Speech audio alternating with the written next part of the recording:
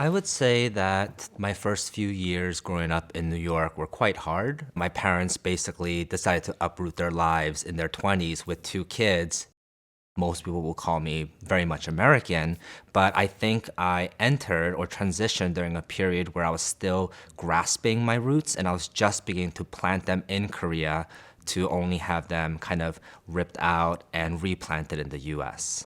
My name is Timothy Hyunsoo Lee, and my work, Lotto, Sweet Child of Mine, really uses my archival photographs of my last year in Korea to talk about the immigration experience. I've selected from quite a big album of childhood photographs that my mother used to take of me as a kid.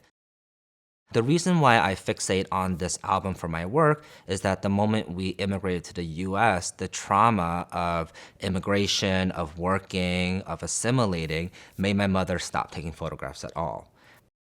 I use the act of gold leafing and image transferring to allude to a memory I have of my parents. Every Sunday, they would buy scratch tickets and they would kind of scratch them off excitedly, telling me and my brother, this is no way to get wealth. But in their eyes, I could see this little sparkle of anticipation and hope.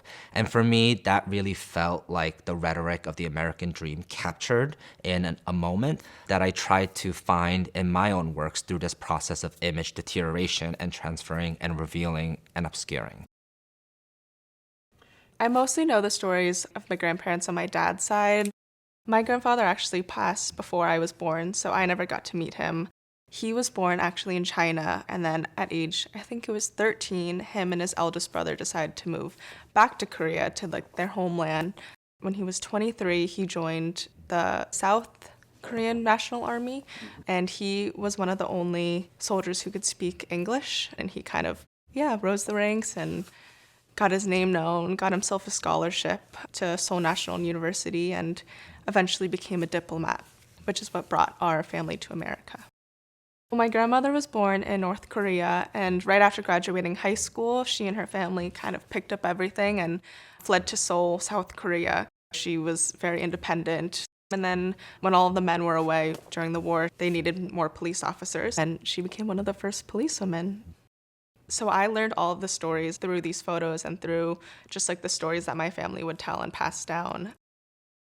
I think I kind of suppressed my Korean side, or I kind of detached myself from that.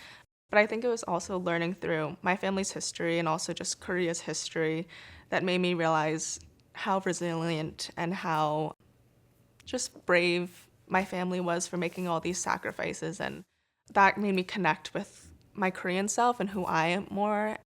Just the idea that there's an exhibition at the MFA about Korean culture is absolutely insane to me. And just walking through and learning about all these different histories that I didn't even know is really amazing. And just seeing my family photos be a part of that too is really remarkable.